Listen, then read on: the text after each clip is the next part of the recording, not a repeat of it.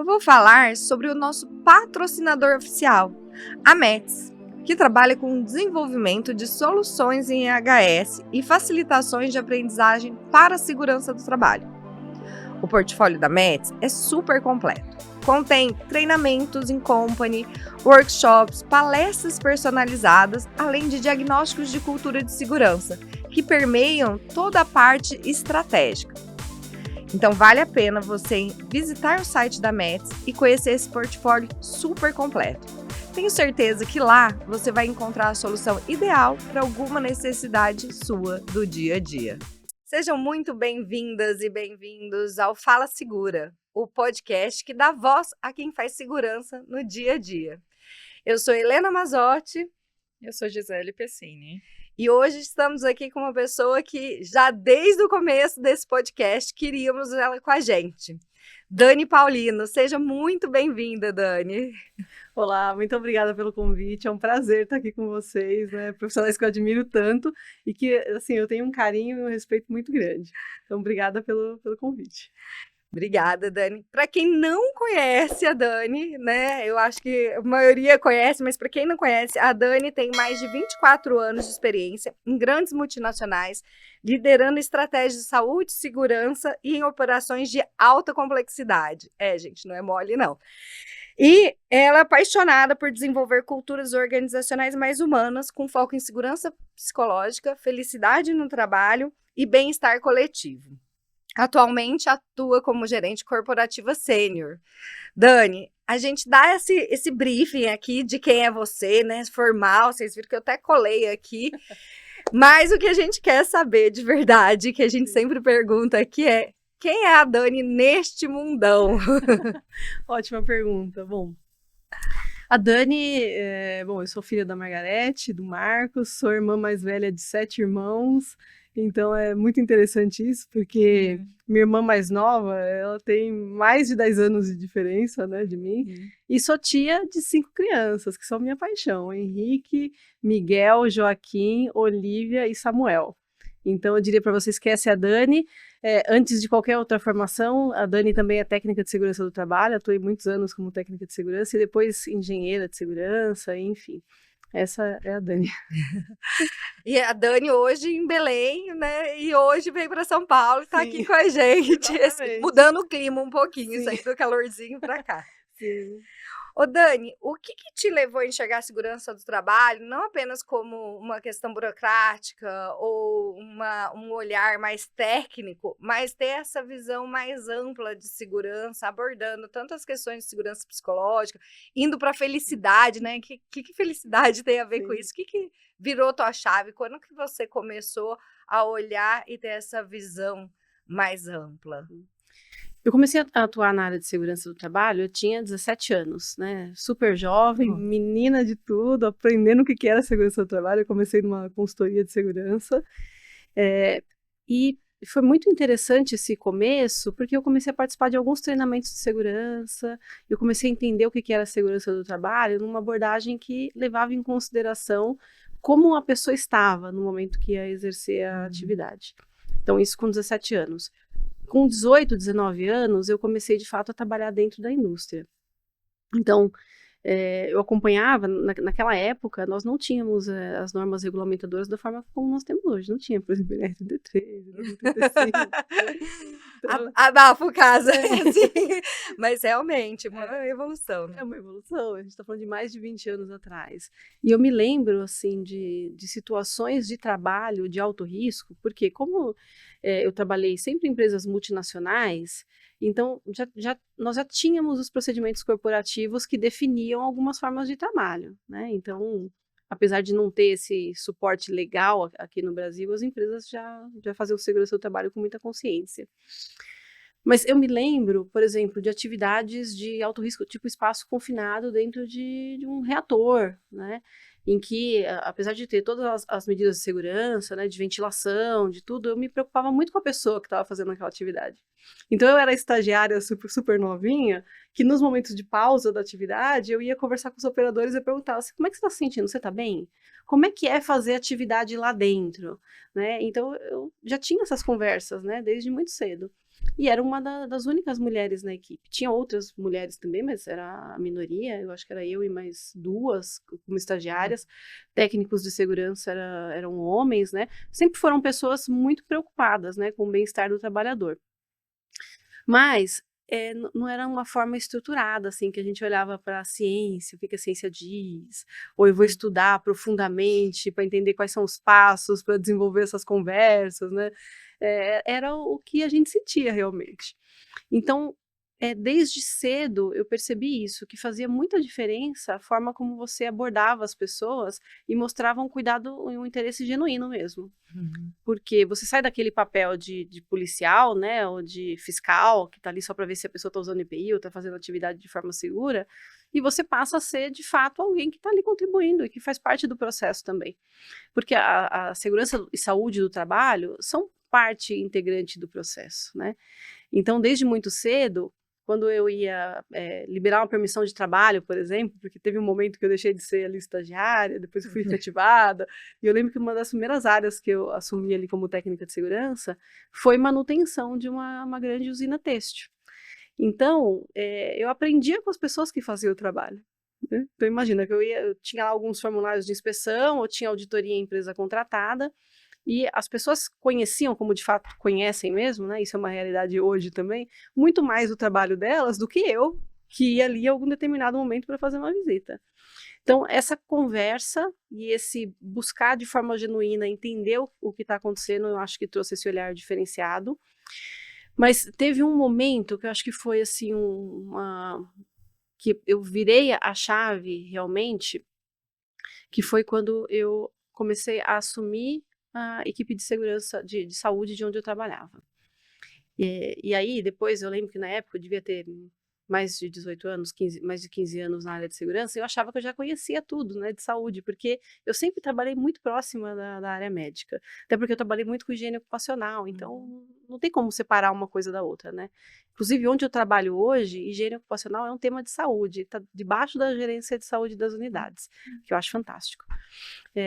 Mas aí, quando eu assumi essa equipe, a gente tem em mente, né, para a saúde ocupacional, NR7, exame médico ocupacional, aquelas atividades de qualidade de vida que muitas vezes a gente faz, mas eu busquei mais conhecimento na época, então eu falei, como é que eu posso me aprofundar o que eu sei, né? Até para saber se eu tô com o machado afiado mesmo, né, quando as pessoas costumam falar, né? Então eu comecei a fazer uma pós-graduação em saúde corporativa. E aí eu descobri ali que eu não sabia nada. Era um mundo que para mim era completamente novo. E eu acho incrível quando isso acontece. Quando você se vê numa situação que você fala, caramba, eu não sabia disso, até hoje não sabia disso. Mas abre, assim, grandes oportunidades de desenvolvimento. Então foi isso que aconteceu comigo. Então, nessa pós-graduação, eu comecei a ter acesso e comecei também em paralelo, né, porque eu sou dessas, né, a fazer um curso de Vários saúde mental nas organizações. Então, eu fazia pós-graduação de sexta-feira e sábado, era isso, com aulas alternadas, mas também fazia esse curso de saúde mental nas organizações. E dentro desse curso de saúde mental nas organizações, ele fugiu totalmente do óbvio, assim, também. Porque eu tive aulas de felicidade no trabalho, de segurança psicológica, de vários outros temas que eu ficava maravilhada. Eu acho que a palavra é essa. Eu tinha um encantamento por tudo aquilo que eu estava vendo e estava aprendendo, e aí a minha cabeça ficava a mil, porque eu pensava, como é que eu posso implementar isso no dia a dia? E é um caminho que não é um caminho usual para quem vem ali da segurança do trabalho convencional, tradicional. Acho que todos nós aqui vivemos Safety One e tudo isso. Então não é um caminho tradicional você olhar para felicidade, né, o bem-estar, segurança psicológica.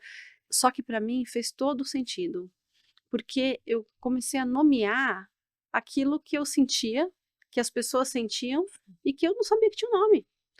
Então, eu lembro a primeira vez que eu fui fazer para o time de projetos uma intervenção de segurança psicológica. E quando eu terminei, né, eu montei ali o que eu achava que fazia sentido, né, voltado para a segurança do trabalho também. Quando eu terminei, uma pessoa veio falar comigo e falou assim, Dani, pela primeira vez alguém falou o que eu estava sentindo e deu um nome para o que eu estava sentindo. E hoje eu descobri que é segurança psicológica. Então, para mim, hoje, é a base de tudo que a gente faz, né? A segurança psicológica, a gente permitir esse espaço de pertencimento, principalmente, de escuta ativa, de as pessoas elas terem a liberdade de discordar, muitas vezes, do que a gente traz, ou de fazer perguntas, aquelas perguntas que nos provocam, né? Ou que, de repente, a gente tem algumas certezas na vida, né? Porque a gente aprendeu, estudou e vivenciou muita coisa, a gente tem algumas certezas.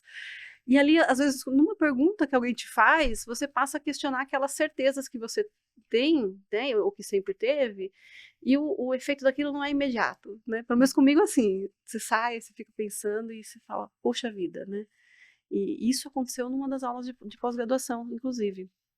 Que eu tive uma aula com uma médica do trabalho, que já tinha sido presidente da NANT, inclusive, e ali eu era a única engenheira, né? Foi a primeira pós-graduação em saúde corporativa, eu era a única engenheira da sala. E as perguntas que eu fazia, ela falou assim: olha, pelas suas perguntas, eu posso dizer que você é engenheira, que você é engenheira de segurança, que você trabalhou muito com higiene ocupacional, né?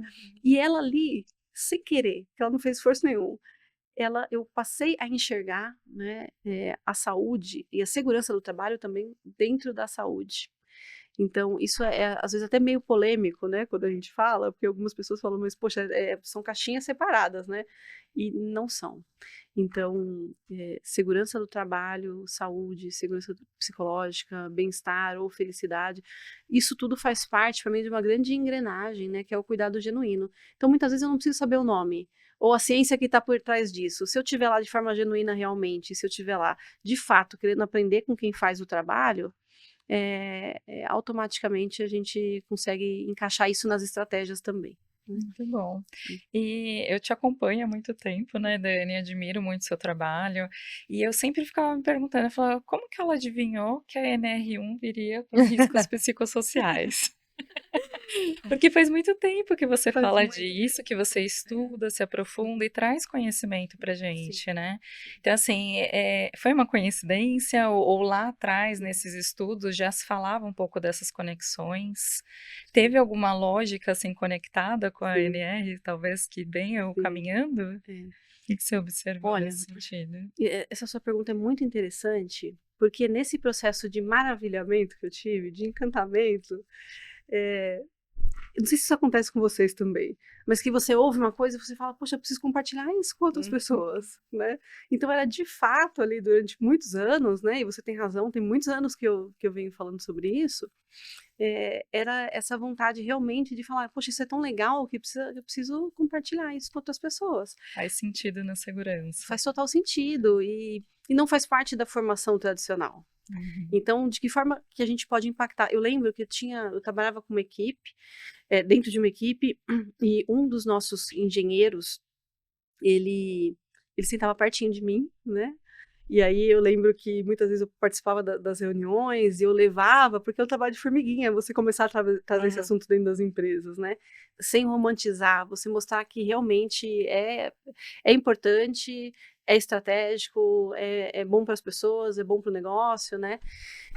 E aí eu lembro que eu terminava assim as reuniões, ele estava assim, ele falava, quando que eu imaginei na minha vida, ele falava para mim, né? Quando que eu imaginei na minha vida que eu ia estar dentro de uma equipe de segurança do trabalho falando desses temas, né? De bem-estar, de pertencimento, ligado à segurança do trabalho. Então, não teve, eu acho que se a gente olha, tem alguns países, inclusive vizinhos nossos aqui, que já vem trabalhando esse tema, né? Colômbia, Chile, né? Alguns mais, outros menos, mas realmente não teve uma estratégia da minha parte de eu pensar assim, olha, isso vai entrar, vai sair a qualquer momento, então deixa eu me preparar para isso, não. Foi muito orgânico, realmente.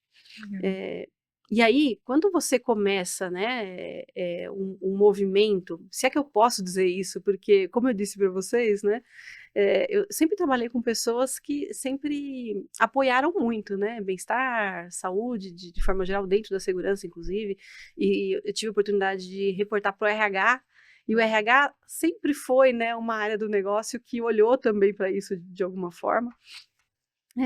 Mas quando você começa a trazer isso, sem que você tenha um amparo ali de um requisito legal, isso vai muito também do profissional de saber estruturar uma estratégia que faça sentido, que case com as necessidades de onde você está, por exemplo. Porque tem muita coisa que é muito legal em saúde. Tem muita coisa que é sensacional, que até o que eu ouvia na pós-graduação pelo Dr. Fernando, que foi meu professor inclusive, que é o ofurô corporativo, né? Então você pode colocar muita coisa legal, rede, massagem, só que de fato a gente está indo, atuando onde é necessário. A gente está olhando para a forma como o trabalho é organizado, para a forma como acontece essa relação entre líder e liderado, se as pessoas sentem que tem justiça organizacional, né? Porque isso tudo vai impactar na segurança do trabalho. Então, quando a gente fala de cultura, né? Cultura de segurança. Eu sou dessa época que a gente falava de cultura de segurança como uma coisa à parte do negócio, né? E caminhava. E, na verdade, quando a gente fala de cultura, a gente está falando de cultura da empresa, né? E é muito, inclusive, é muito desafiador falar de cultura, porque a gente não consegue dizer que tudo funciona da mesma forma em todos os lugares da organização, todos os setores, em todas as equipes, e a segurança psicológica também traz isso, né? De que a segurança psicológica acontece na equipe, né? No time, na relação entre as pessoas, como que as pessoas acreditam que funciona, se elas podem realmente ser elas mesmas, né? Então, isso, e quando a gente traz esse olhar de cultura, e a gente fala isso com a liderança, né, de que cultura não é uma coisa uniforme em todos os lugares da empresa, o que eu vejo é assim, é isso mesmo, eu vejo dessa forma, isso faz sentido.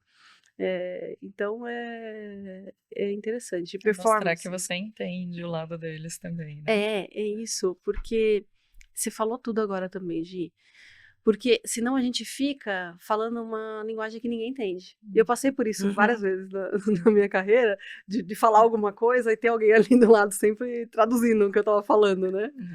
Então, acontece bastante. Só que você só pega essa prática, né, de falar e entender realmente o que se passa, se você dedicar tempo de qualidade para escutar, para entender os números, os dados que chegam, o que esses dados eles mostram, o que eles não mostram. Porque a gente sabe, né, com tantos anos aí, que você pode utilizar a informação e dependendo do discurso que você tem ou do foco que você dá, você direciona aquele dado, né, para algum caminho que você queira. Então, um dado você pode utilizar ele de uma forma que te mostre onde você precisa atuar e priorizar, ou você pode utilizar esse dado para mostrar assim, olha, estamos bem nessa situação. Eu sempre estou nesse primeiro caso que eu mostrei para vocês, onde é que a gente pode melhorar? E se as informações que eu tenho, né, os dados, daquilo que a gente chama de performance de segurança, se eles apontam que, olha, não tem nada acontecendo, é nesse momento que eu falo, então vamos parar tudo. Porque tem coisa acontecendo e a gente não está vendo.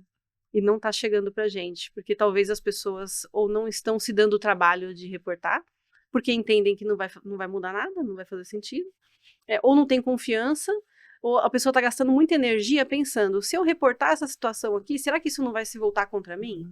Então, quando a gente gasta muita energia se defendendo, e não realmente sendo genuínos de fato, e falando aquilo que precisa ser dito, e tendo as conversas difíceis que são necessárias, né, a gente pode estar indo para uma direção que não é que a gente esperava. Então, eu não me deixo enganar pelos dados, eu olho para os dados com toda certeza, eu acredito em 3 pilares, que cuidado, dados, você ter informação suficiente, você saber lidar com isso, né, e conformidade. Porque a gente também não pode olhar só para o cuidado, né, de forma que eu vou fazer isso porque tem uma boa aceitação entre as pessoas, porque isso não é cuidado, né? Já diriam os pais, mães aqui que estiverem nos acompanhando, né? Então, mas a gente precisa também garantir que as regras, que os processos, que os padrões legais, que eles sejam seguidos de fato. Então, tem muitos anos que eu falo desses 3 pilares que para mim eles funcionam, né? Pode ser que algum dia chegue aqui e fale, olha, eu aprendi uma coisa nova, né? Mas para mim tem sido isso, né? Cuidado, compliance e também olhar para dados, né? O que os dados falam e o que eles não falam, principalmente. Porque os dados, eles por si só, sozinhos, não falam muita coisa. A gente precisa fazer todo o contexto, estudar os dados, entender o que ele quer dizer.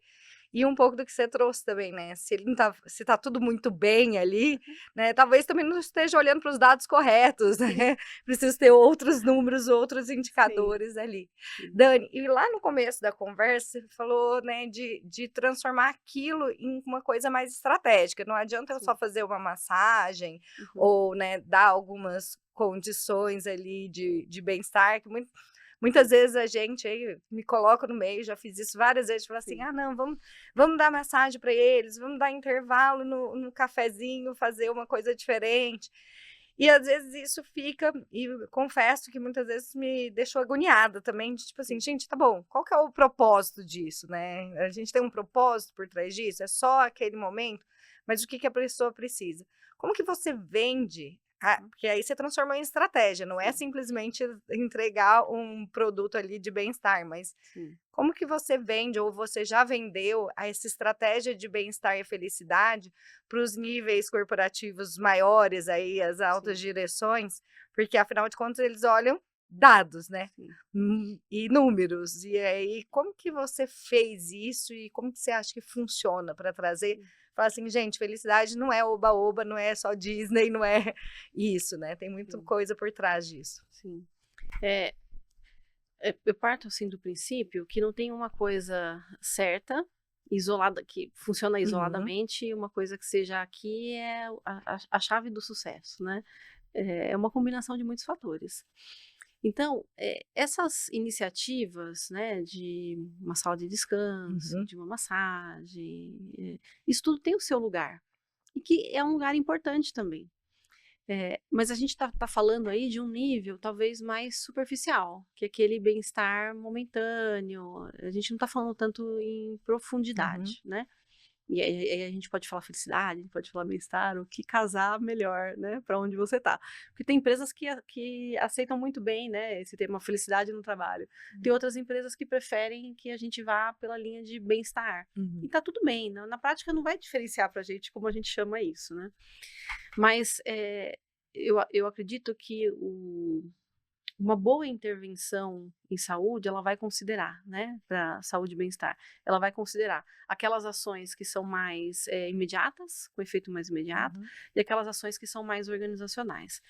Então, algo que eu acredito que funcione, é quando você define, e você desenha isso no longo prazo. Então, primeiro a gente pensar assim: "Onde eu quero chegar?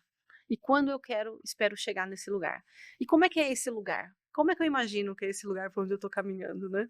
E aí você sente, né, o lugar que eu estou caminhando ele é dessa forma, funciona dessa forma, nós temos, tais programas, iniciativas, como é que as pessoas vão se sentir com isso de fato, porque também não adianta a gente ter uma iniciativa muito bonita no papel e que a gente possa se inscrever e ganhar prêmios e tudo, mas aí você vai, eu sempre uso esse exemplo, aí você vai naquela pessoa, naquele trabalhador que está lá e faz a limpeza do banheiro lá de um setor X da produção. Então, chegou nessa pessoa?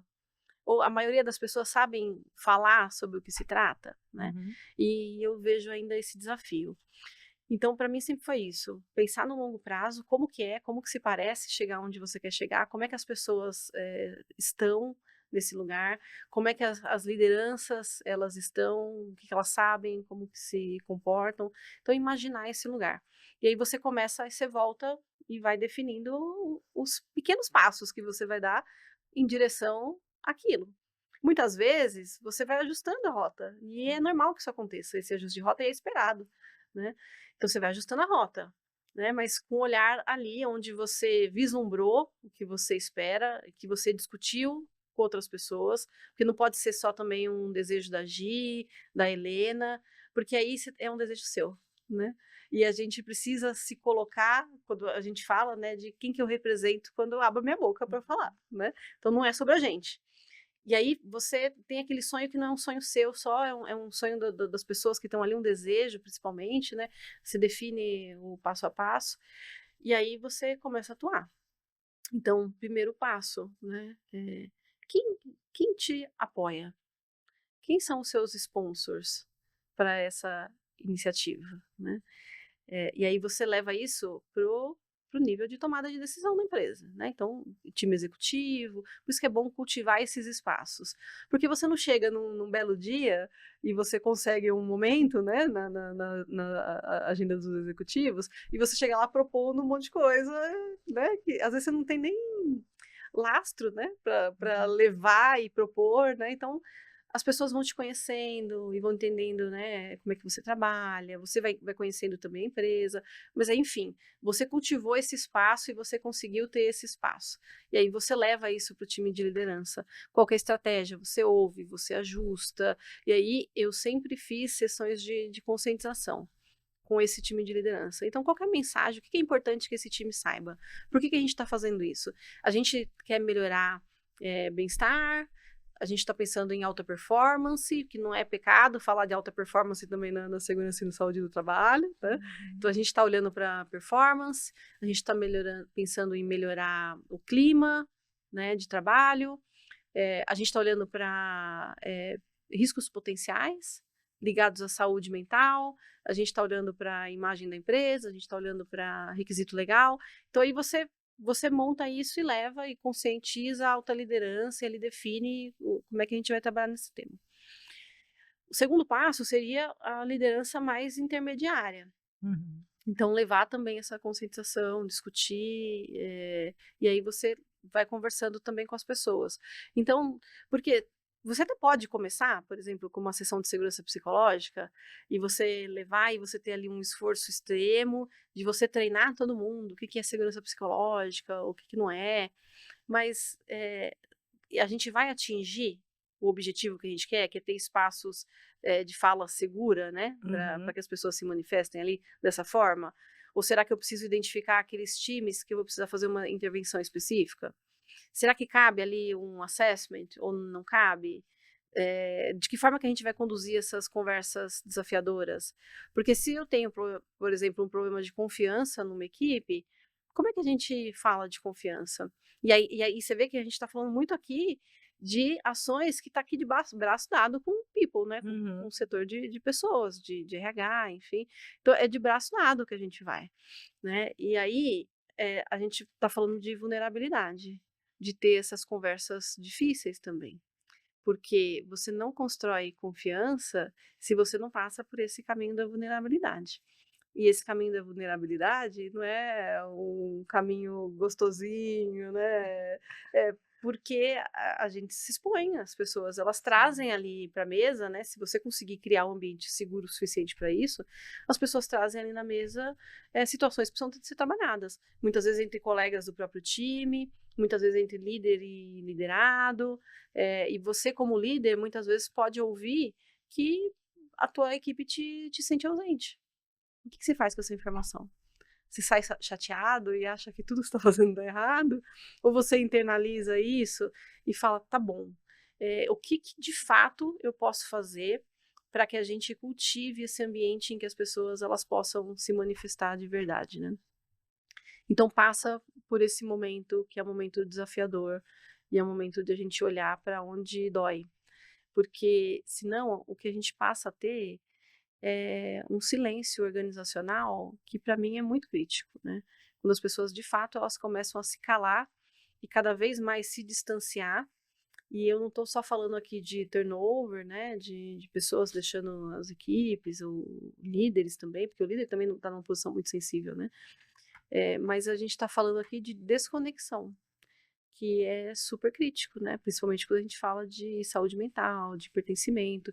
E essa desconexão, ela pode ser tão profunda e pode ser tão crítica, porque a gente não sabe o que acontece no universo particular de cada um, né? Então, a gente pode estar lidando ali com pessoas, e o que já aconteceu comigo, de chegar onde eu trabalhava, eu já comentei esse exemplo outras vezes, mas é algo que para mim sempre me pega, que eu andando na produção, uma atividade de alto risco prestes a iniciar, e aí eu perguntei para uma das pessoas que ia fazer aquela atividade, eu falei, tá tudo bem, né?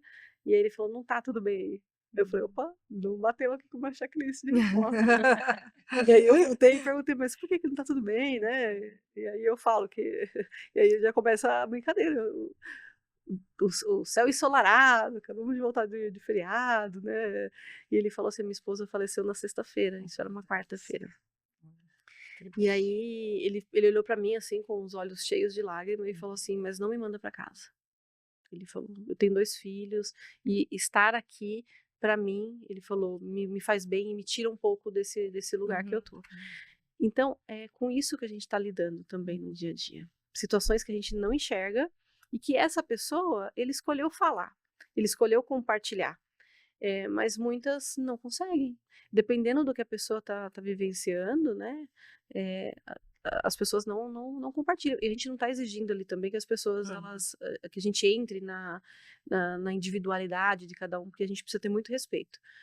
Mas a gente precisa ter esse olhar mais cuidadoso de fato e falar, a gente vai fazer essa atividade. É uma atividade de risco. Eu tenho aqui as medidas de controle que são necessárias, eu tenho aqui as proteções que são necessárias, eu fiz as análises, a gente se preparou, mas a gente não pode deixar de lado esse aspecto humano. Então, como é que está a pessoa que vai executar a atividade?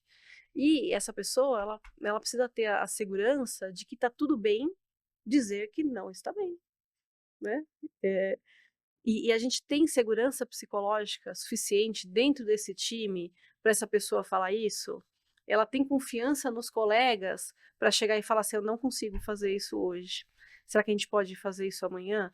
E aí isso me leva lá atrás, quando eu tinha 17 anos, que é o treinamento que eu falei para vocês, que eu lembro, uma assessoria em Santo André, inclusive aqui perto, que a instrutora, ela estava dando treinamento da CIP, eu estava participando, muito novinha, e ela usava um exemplo, né, de uma pessoa que subiu uma escada para colocar uma placa. Ela falava: mas essa pessoa tá bem?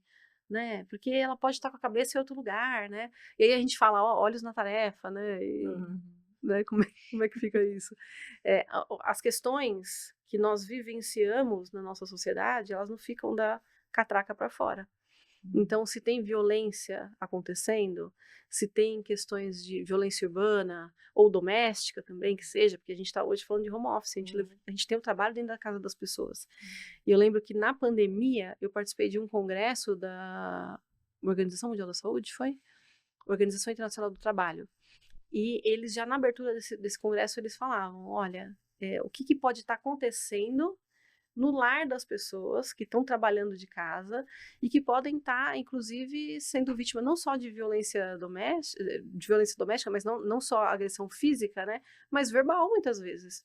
Então, olha só como é que quando a gente fala de cuidar das pessoas de fato no trabalho, ele é muito mais amplo que isso. E aí, como é que a empresa consegue também criar canais que respeitem a individualidade da pessoa, mas ainda que nós não tenhamos responsabilidade por tudo, mas a gente pode fazer muita coisa, como é que a gente cria um canal, por exemplo, para ajudar nessas situações? Né? Então, vejam, quando eu tinha lá 17 anos, segurança do trabalho era um trabalho liberado de forma adequada, medidas de controle implementadas, todo mundo usando EPI, né? E aí, olha como é mais complexo. E eu não acho que essa complexidade é só agora, né? Sempre existiu isso. Mas a gente vai adaptando o olhar e vai trazendo tudo isso. Então, são vários os exemplos que a gente pode trazer, por exemplo, diversidade, equidade e inclusão. Nós temos ambientes de trabalho mais diversos, isso também ajuda quando a gente fala de segurança e saúde no trabalho.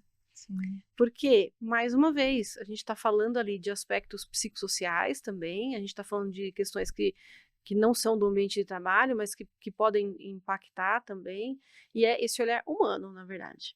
Então, independentemente de nível hierárquico, porque eu posso estar na posição que for, eu consigo impactar o outro e vice-versa. Então, quando a gente fala de liderança em saúde e segurança do trabalho, não é um cargo para mim. Liderança em saúde e segurança do trabalho é algo que todos nós podemos desenvolver. Mas é muito legal quando a gente começa a ir por esse caminho, estudar, e a gente consegue ter conversas mais profundas dentro das empresas, e você vai descobrindo pessoas que estão ali vivenciando a mesma jornada que você, que estão olhando para as mesmas coisas, que estão nessa busca por se tornar seres humanos melhores, né? Que é você parar e falar assim, puxa, eu errei aqui, né? Eu falei aqui nesse momento. Eu deixei de talvez dar uma atenção ali importante. Eu deixei muitas vezes, porque às vezes a gente está ali respondendo mensagem, está em reunião, tem pessoas chegando na porta, né? Então é encontrar esse equilíbrio também, porque a gente também precisa olhar, é, cuidado de quem cuida, né? Sim. E pensando nisso, Dani, quando a gente pensa assim, num time de segurança do trabalho, que a gente quer trabalhar segurança, bem-estar, segurança psicológica, né? Trazer essa felicidade para o nosso time. Sim. Você tem alguma dica, algumas atitudes assim que a gente pode tomar mais prático ali para começar pequeno, né? Vamos começar pelo nosso time Sim. e depois ampliar isso para o restante da empresa? Sim, eu me lembro de uma época e de uma equipe que nós trabalhamos juntos e nós começamos numa conversa ali, que a gente falava de perfil, né? De perfil de cada um, o que cada um gostava, o que cada um não gostava, né? Então a gente olhou para isso, até teve ali num determinado momento uma avaliação que a gente fez, né? Tem muitas críticas para isso, porque a gente não consegue colocar as pessoas em caixinhas, né? Mas eu ainda acho que ajuda, né? Também quando a gente sabe o perfil de cada um, né? E a gente estava numa conversa sobre isso. Nessa reunião, as pessoas, foi lindo de se ver, assim, porque as pessoas começaram a entender, poxa, agir e age dessa forma por causa disso. A Helena age assim por causa daquilo. Eu tô agindo dessa forma porque... E aí as pessoas olharam ali nessa conversa que a gente teve, que foi eu com a minha equipe, a gente começou a perceber isso, né? Então, características de cada um, como é que cada um age quando está estressado, né? Quando está numa situação mais desafiadora. Então, ocorreu esse momento. E aí a gente perguntou, né? O que mais a gente pode fazer dentro dessa equipe? O que vocês acham que a gente está precisando? E aí eles falaram, poxa, eu acho que comunicação eficaz seria um tema legal para a gente falar aqui, porque eu estou entendendo agora que quando fulano fala isso, ele está querendo transmitir tal coisa, né? Entra também comunicação não violenta, enfim. E aí a gente definiu ali, quem dessa equipe aqui gostaria de puxar, então, uma conversa sobre isso, né? A gente olhou também, isso é algo muito interessante, que é a linha do tempo de um episódio emocional. Que é assim, quando é que a gente perdeu as estribeiras ali? Quando que eu tive ali uma situação que me gatilhou e que eu agi de uma forma que depois eu falei, poxa, não foi legal o que aconteceu. Isso acontece todos nós, né? E nós tiramos um momento, eu tinha estudado sobre isso também, e eu falei, vamos falar sobre isso? Essa linha do tempo do episódio emocional? E aí todo mundo gostou, a gente foi, é lógico que quando a gente começou, a adesão não foi assim 100%, né? Você não pode esperar também que tudo que você vai propor e que vai fazer vai ser 100% de adesão, todo mundo vai estar ali, né? Tem gente que vai estar ali sondando, sentindo como é que é. Será que é seguro mesmo eu ir lá e eu participar disso? Será que isso não vai ser usado contra mim depois, né? E aí a gente começou a desenhar, né? E eu levei um exemplo meu também dessa linha do tempo de episódio emocional. Então, uma situação um evento que eu vivenciei, que me gatilhou de alguma forma. Então eu olhei qual que era a minha pré-condição para esse evento. Como é que eu cheguei? Como é que eu estava naquele dia? O que tinha acontecido comigo? Como é que eu estava me sentindo? Então, qual era a minha pré-condição? Aí a gente discutiu assim, qual que é a base de dados emocional? Que outros momentos também eu tive uma situação, uma reação parecida com aquela? E aí depois a gente começa a olhar assim, tá bom, o que que eu sentia no momento que eu gatilhei ali, né? Então, o que eu sentia no meu corpo? Então, assim, mais específico, não é se eu senti um mal-estar, não. Senti o quê? Eu senti o coração batendo mais forte, eu senti a garganta seca, respiração seca. O que de fato, fisicamente eu senti ali no meu corpo?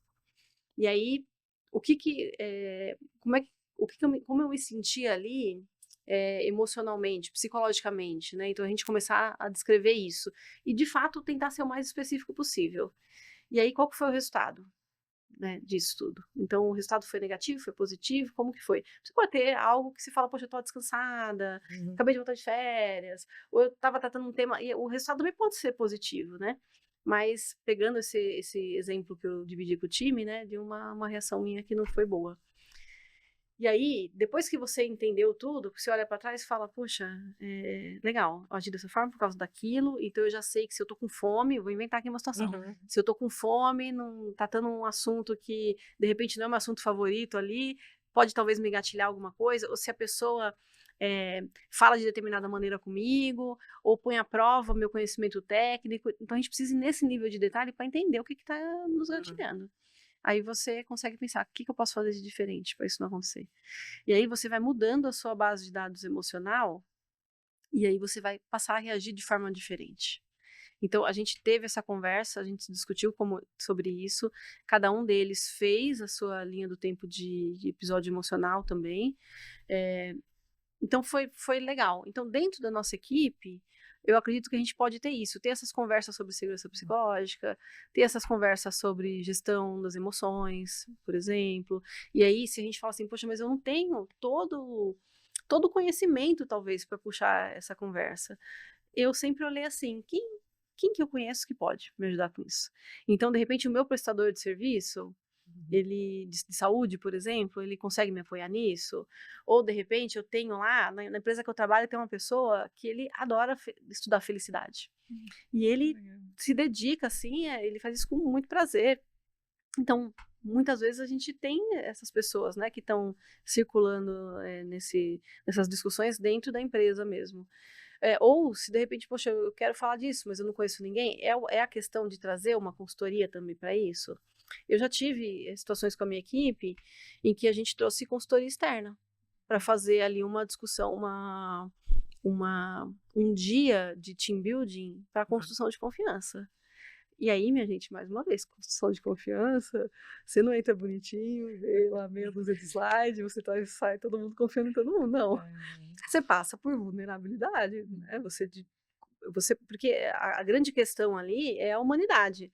Então, nós todos estamos aqui, mas o líder não é aquela pessoa que está ali blindada, que não tem sentimento, que só pensa em estratégia, né? Então, é importante que a equipe também veja isso, né, no líder, e o líder veja isso nas pessoas, que a gente se conheça, porque o que a gente está ali, na verdade, é fazendo, né, uma estrutura girar, uma estratégia ser implementada, objetivos serem atingidos de forma que seja saudável, constante também, e respeitando a individualidade das pessoas e a saúde das pessoas, né? Muito legal isso, porque o líder também pode ser vulnerável. E se mostrar vulnerável, dá abertura para o time confiar nele também, Sim, né? Olha a sim. troca enriquecedora que é, né? Começa pelo líder muitas vezes. Tem um papel tão importante, né, de guiar o time para aquilo que realmente precisa. Sim. Como é o caso da segurança psicológica, do bem-estar, da felicidade. Sim. Muito bom. E pensando aqui, eu acho que várias vezes você falou uma coisa que ficou aqui reverberando, que é confiança. Times de alta performance, né? Já que a gente pode falar de time de alta performance, tá liberada. Times de alta performance precisa ter confiança entre esses times. E segurança psicológica está muito atrelado, até onde eu entendi aqui do que você trouxe. Mas pensa nisso, e como que a gente impacta, né? Ok, temos segurança psicológica, temos confiança, e como que isso impacta na segurança do trabalhador? Como que isso lá na ponta vai fazer diferença para esses times, né, que fazem o dia a dia acontecer, a operação acontecer? Sim. Bom, equipes de alta performance são equipes também em que a gente se sente seguro para compartilhar erros também, desvios, problemas, situações que não deram certo ali muitas vezes, né? E imagina o potencial disso quando a gente fala de operação, por exemplo, de uma usina, de uma refinaria, que é onde eu estou agora, uma mineração. Então, tem muita coisa acontecendo ali no dia a dia. Uma vez eu li um livro do Taiichi Ohno, que é do Sistema Toyota de Produção, o TPM. Ele Tem muitas coisas ali no livro que eu não concordo, se é que eu posso me dar. Se é que eu posso- Aqui você pode, você é a Aqui- autoridade aqui é- máxima aqui. Espaço seguro, né? Exatamente. Mas tem uma coisa que e eu li isso, eu era muito novinha, que ele falava assim, que se você é líder, né, de uma área de produção, por exemplo, ou profissional de segurança, que eu estou trazendo, né, por conta minha, profissional de segurança também, e você percorre 100 metros em menos de 10 minutos, é porque as pessoas não confiam em você, ele trazer isso. Porque tem muita coisa acontecendo ali no chão de fábrica e as pessoas não estão levando para você. Então ele fala, se você anda 100 metros em menos de 10 minutos, as pessoas não estão levando para você o que está acontecendo ali. Então, é igual aquela... Sabe quando a gente tem ali uma estatística de segurança que mostra que está tudo bem, não tem acidente acontecendo, não tem desvio, tá tudo lindo, né? A gente já tá lá, se fala de cultura de segurança, Estranhamente estranho, né? nível máximo, e aí de repente acontece um acidente muito grave.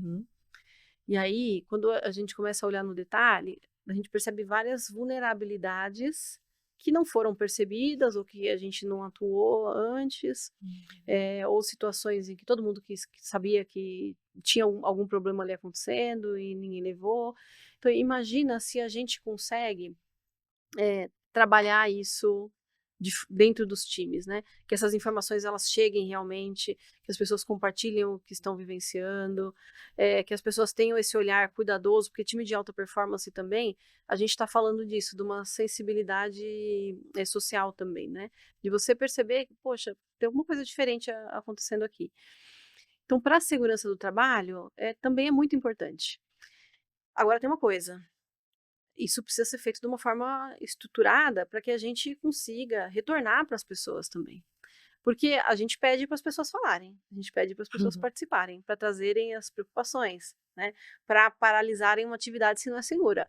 Olha o quanto de segurança psicológica exige para uma pessoa que está lá na ponta falar assim, não é seguro fazer essa atividade.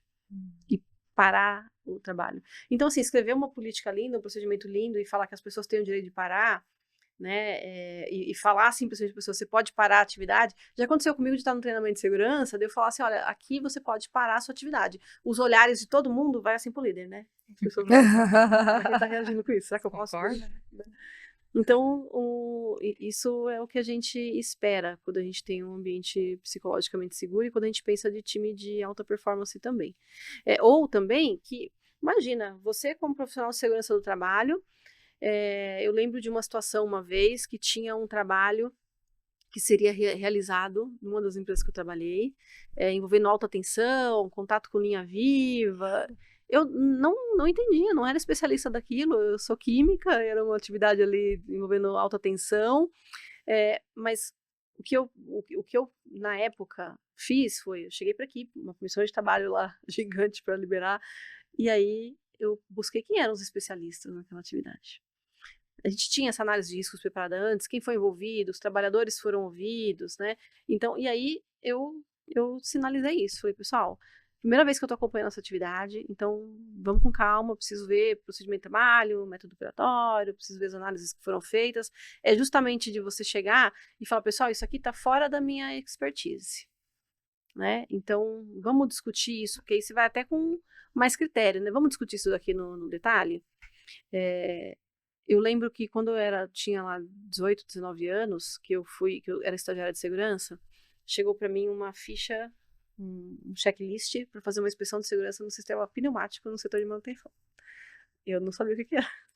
Não sabia nem o que era pneumático, né? Assim, oi, pneumático, gente, o que é isso? Aí eu olhei, mas eu sempre fui corajosa, kamikaze, quando eu falei pra você, outro dia a gente conversando, né? E aí fui para o setor de manutenção.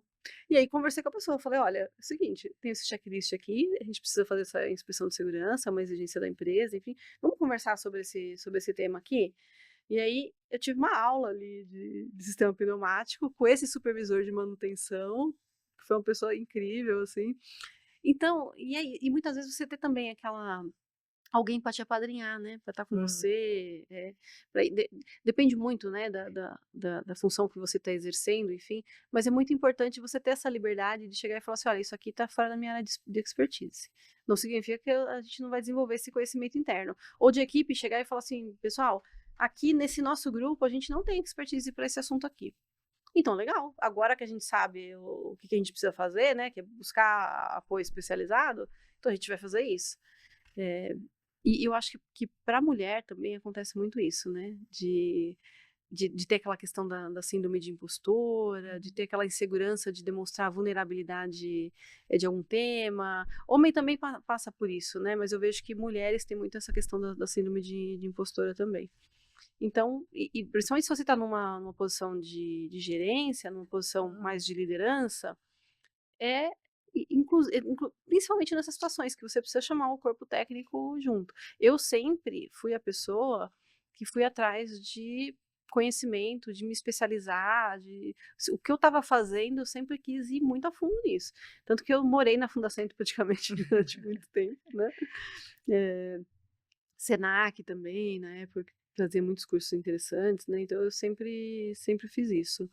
Mas a nossa área é uma área complexa que está em constante mudança, em constante atualização. Então a gente não sabe tudo e não temos que ter essa pretensão também, mas de mostrar isso, né, também para as equipes, que já aconteceu comigo, de uma equipe procurar e falar assim, olha, a gente tem essa situação aqui, aplicamos lá a matriz, né, e sem entrar na discussão da matriz, mas aplicamos lá a matriz de severidade, probabilidade, enfim, deu risco alto aqui, o procedimento fala que a gente não pode continuar, isso que a gente não sabe como é que a gente faz aqui agora.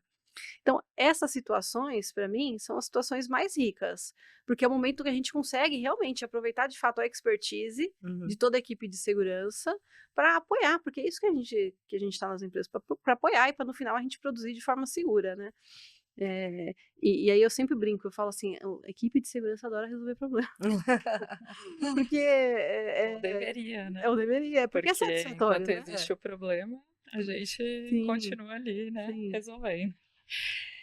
E é A muito gente legal a gente ir antes, né, na prevenção e dedicar energia ali, do que a gente chegar na correção. Aconteceu alguma coisa que não era esperado, um acidente, né, que também eu acho que faz parte, mas eu acho que é muito mais interessante quando a gente consegue estar antes, né, na prevenção. muito bom. Dani, e voltando assim, a gente falou de felicidade e eu sempre brinquei com o pessoal que tem alguns temas que o pessoal acha que tá na Disney, mas a Disney é séria também e ela tem função de trazer felicidade, né? Que você quer dizer, o que você traria para o pessoal quando você fala felicidade no trabalho? O que você quer trazer? Que mensagem você quer passar para isso, para as pessoas, né, em relação Sim, à felicidade do trabalho? sim. Raramente eu uso o termo direto, felicidade do trabalho, né? Então Uhum. vamos criar aqui uma estratégia de felicidade do trabalho. Não, mas eu costumo olhar muito para a qualidade das relações, né? Dos relacionamentos. Se é um ambiente de trabalho em que as pessoas elas conseguem de fato se a gente consegue transcender o que a gente está fazendo para atingir outras pessoas também, mas principalmente relações. Uhum. E tem estudos que mostram isso, né? Que a qualidade dos nossos relacionamentos trazem felicidade, né? Felicidade genuína aqui no caso também. Então, quando a gente olha para essas relações, para como essas relações acontecem, para que iniciativas a gente pode conduzir para a gente fortalecer essas relações dentro da empresa também é importante. Mas como eu disse, a gente sair daquelas ações que são só superficiais e a gente entrar também nas questões que são mais organizacionais. Então, eu acredito que esse balanço, né, esse equilíbrio entre o que a gente faz é importante. Então, eu olharia para isso, né? Aquelas ações que a gente está falando de bem-estar imediato, para aquelas ações que elas podem trazer um bem-estar, uma felicidade genuína, aqui no caso, né? Que é algo mais duradouro, que você trabalha realmente ali em questões mais profundas. Então, eu acredito que passa por aí. Quando a gente está falando de construção de confiança, né, de relacionamento entre os líderes da equipe, a gente está passando por esse lugar também, né? De trazer mais felicidade, mais contentamento para aquilo que a gente faz no ambiente de trabalho. Bom, pensando nisso, ninguém vai estar feliz o tempo todo, né? Então, assim, é uma questão da própria percepção da pessoa também, né? Então, assim, é difícil realmente falar só de felicidade e, às vezes, trazer o bem-estar, a segurança psicológica conecta com o todo, Sim, porque a pessoa se sentir bem boa parte do tempo. sim, Mas tem aquelas pessoas que às vezes elas estão num momento difícil da vida, né? Tá se sentindo invisível, sobrecarregada. Tem alguma coisa acontecendo realmente na vida dela que faz com que ela tenha essa resistência por entender que é possível trabalhar sendo feliz. sim, Então, para essa pessoa, tem alguma dica, tem alguma coisa que ela possa fazer para se sim, tornar ali, tornar o ambiente dela um pouco melhor? sim. Eu gosto muito de autoconhecimento, né? Eu acho que até talvez um pouquinho antes disso, né? Mas de autoconhecimento, de entender quais são as minhas fortalezas, aquilo que eu sou muito bom, aquilo que eu desenvolvo de forma que me prazerosa, né? A gente está falando aqui de flow também, então sabe aquela atividade? Não estou falando só de trabalho, mas que você executa e que você perde assim a noção do tempo e você não sabe onde que começa uma coisa, onde começa você, onde termina o que você está fazendo. Então, é, é também um aspecto de proteção de saúde mental. Então, eu tenho atividades e tem coisas que eu faço, tem hobbies que eu pratico, que me levam para esse lugar, sabe, de flow, de encantamento, de maravilhamento. Então, isso é importante, porque aí você não foca toda a tua energia num aspecto só da sua vida. Então, e autoconhecimento ajuda também, porque o autoconhecimento, ele vai trazer coisas que são muito boas, as fortalezas, mas ele vai trazer um lado nosso, né, eu vou falar de mim aqui, um lado nosso você olha e fala assim: "Não, mas será que é isso aqui mesmo?" Tem os sabotadores, né, que tem os descarrilhadores de carreira também, que você olha e você fala assim: "Poxa, nessa situação eu sou desse jeito, esse que sou eu também", né. Então esse autoconhecimento, ele ajuda muito.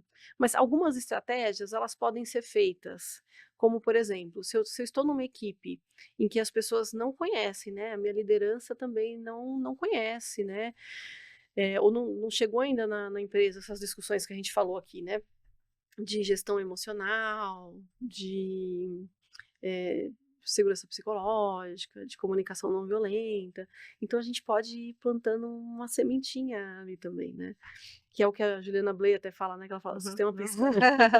Então você vai plantando uma Aproveitar. sementinha, né? E vai levando isso. E algo que também é interessante é quando as pessoas olham para nós, né? Olham e falam assim, poxa, cara, o que que ele não tá fazendo? Eu não sei o que ele não tá fazendo, mas eu quero fazer também, porque a Helena, ela tá diferente, ela tá trazendo assim conversas mais profundas, né? Ela sempre foi uma pessoa ali mais durona e a gente percebe ela se vulnerabilizando em algumas situações. Então eu acredito que a gente também consegue fazer isso.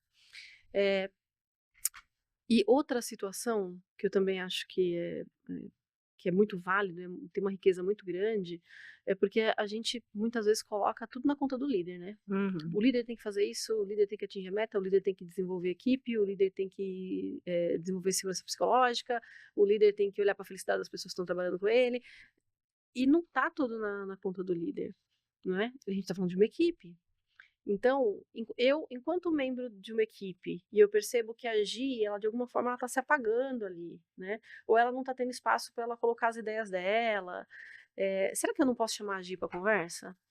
E falar: "A gente está discutindo esse assunto aqui, Gi, poxa, eu acho que você tem um ponto que a gente conversou outro dia, será que você pode trazer isso aqui pra gente?", né. Começar a chamar essa pessoa para conversa também. Eu com a minha equipe eu falo assim, que a gente também pode atuar como um colchãozinho para os outros membros da equipe.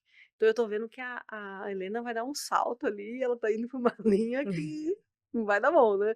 Então como que eu posso colaborar ali também, né. Então, até saindo um pouco dessa questão da pessoa se sentir invisível, mas a gente agir enquanto equipe, eh, às vezes eu tô no meio de uma reunião e que eu posso muitas vezes colaborar com outro colega, trazendo um ponto que para ele passou desapercebido ali naquele momento também.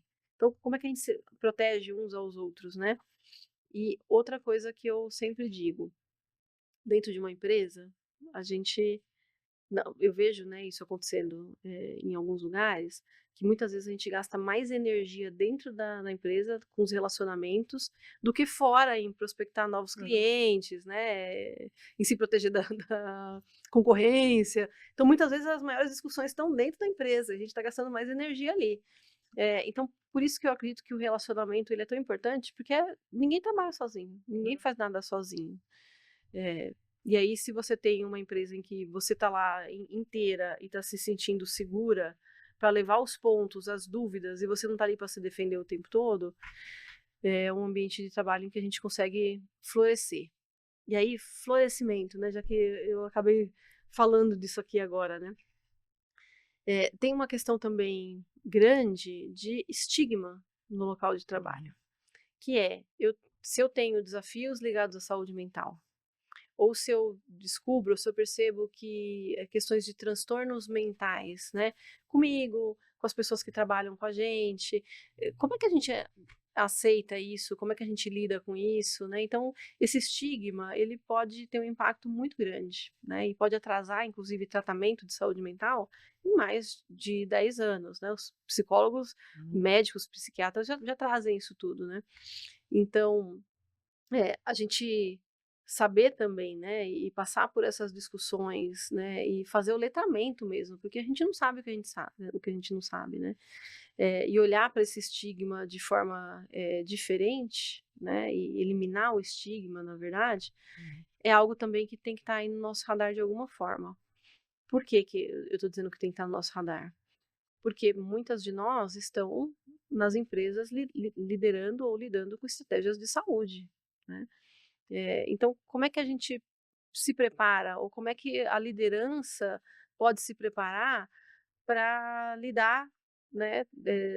Porque se eu tiver uma estratégia só para lidar com todas as pessoas do meu time, eu vou falhar. Então, eu preciso, né, ir individualmente. Então, para essas questões também de saúde mental, eu acho que é algo que precisa estar no radar também. Porque muitas vezes a gente pode ter também uma percepção equivocada da própria pessoa com o seu próprio trabalho. Ter uma percepção equivocada, ou ter um pensamento, ou enxergar, por exemplo, que tem perseguição onde não está acontecendo, que, poxa, eu não estou recebendo a atenção que eu deveria, né? E a gente resolve isso também tendo essas conversas, entendendo o que está difícil para você, onde dói, né? Onde dói para você e o que a gente pode adaptar aqui na nossa estratégia. E eu estou falando de estratégia aqui muitas vezes, né? Mas na forma de a gente trabalhar mesmo. Então, muitas vezes até adaptar a forma como a gente se comunica. Então, se a forma que eu me comunico para você não é legal, né, tem pessoas que são muito diretas, né, e tem pessoas que gostam muito mais de contexto. Então, imagina, essas duas pessoas, a gente tem que achar ali um equilíbrio, um caminho do meio.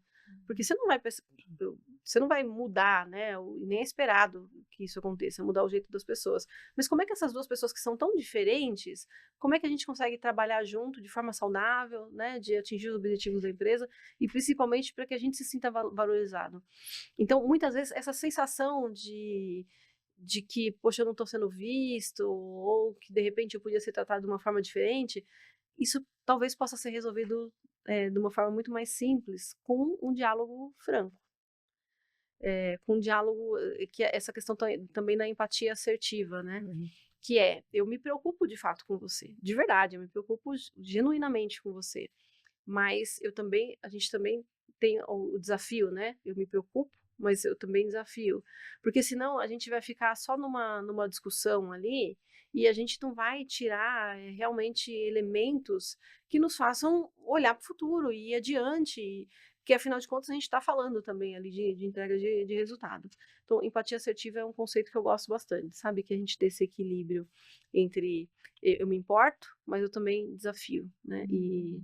E isso na equipe de forma geral, né? E aí se pode equilibrar um pouquinho mais. Como é que você mensura isso? Tem um livro da Kim Scott, que é Empatia Assertiva, que fala disso no detalhe também, que eu acho que é bem legal. E quando eu li esse livro, que eu tive acesso a isso também, lá na pós-graduação, com a segurança psicológica, se a gente consegue fazer essa junção das duas coisas, aí é excelente. Muito bom. Gente, eu tô aqui encantada, como você falou, Dani, Eu maravilhada. Maravilhada. Porque eu tô querendo, assim, já. Todos os livros eu já tô aqui. Gente, eu preciso ler esse livro. Nossa, eu preciso fazer esse curso.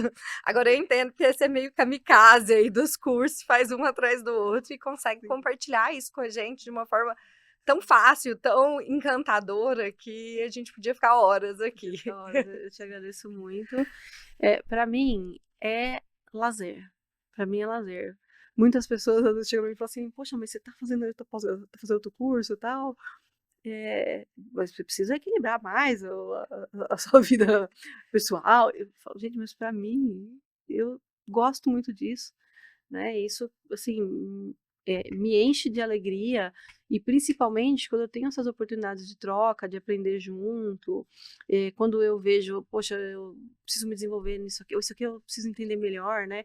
Agora, mais recentemente, eu tive uma oportunidade que para mim foi incrível, que eu fiz uma viagem a trabalho, né, para um evento da empresa que teve para fora, e eu consegui emendar ali os 2 últimos diazinhos e passear um pouquinho ali, né, e conhecer um pouquinho a região. Legal. E ali eu tive contato, né, eu tive a oportunidade de ir para Viena, né, nesse passeio que era um sonho para mim, né, mas nunca de fato parei para colocar isso no papel, escrever quanto que eu ia, como é que eu faria, e aconteceu. E aí eu estava ali, eu estava totalmente maravilhada com a história, né, dos compositores de música clássica, de grandes personalidades. Aquilo mexeu comigo e de novo, eu estava ali numa situação de maravilhamento. E quando eu era criança, eu estudei música durante um tempo, estudei órgão litúrgico, né, enfim, mas a gente tá falando, eu era criança, tenho 42 anos, passa amanhã, né, Dia Nacional Prevenção dos Acidentes de Trabalho, também é o dia que eu nasci. E aí eu fiquei ali maravilhada, e aí depois no aniversário do meu irmão ele fez aniversário, ele alugou ali um espaço e tinha ali por acaso um piano nesse lugar que a gente estava. E eu estava com meus sobrinhos, eu fui ali brincar um pouquinho, falei, será que eu lembro ainda alguma coisa, né? E eu comecei ali a tocar com uma mão só ali a princípio, e aquilo me deu uma sensação tão boa, e eu falei, puxa, eu vou voltar a estudar música, né? Então isso para mim, nossa, me enche de alegria. Então, por que que eu tô trazendo isso aqui? Porque a gente precisa ter esses momentos na vida de maravilhamento e principalmente aquilo que me enche de alegria. Então não é um trabalho, né? Você vê, tô falando de estudar, né? De estudar música, de novo, né? É algo que me faz bem. Então isso também é importante, né? A gente equilibrar. Eu tô falando de estudo de novo, mas eu tô falando de algo que me traz muita felicidade, né? O conhecimento, às vezes, o conhecimento pode trazer isso, né? Não é porque é estudo que não pode Sim. trazer esse maravilhamento, essa alegria, Sim. essa felicidade. Sim. E, inclusive, acho que é assim que a gente se sente meio com o podcast aqui, quando vem pessoas como você. Principalmente, né? Falamos de felicidade, estamos muito felizes por ter te recebido aqui, Dani. Foi uma honra. Obrigada. Obrigada, Dani. E se você quiser deixar um recado final, a câmera é Sim. sua, fique à vontade. Bom, obrigada mais uma vez, foi um prazer estar aqui com vocês. Faz tempo que eu queria vir aqui, nem que fosse para dar um abraço em vocês e desejar aqui muito sucesso e muita felicidade com o podcast. Eu tenho certeza que com esse espaço que vocês aqui se propuseram a abrir, muitas pessoas serão impactadas, assim como eu também, né? Porque vocês trazem pessoas incríveis aqui, além da Adri, né? E da Gi também, que estão aí com vocês.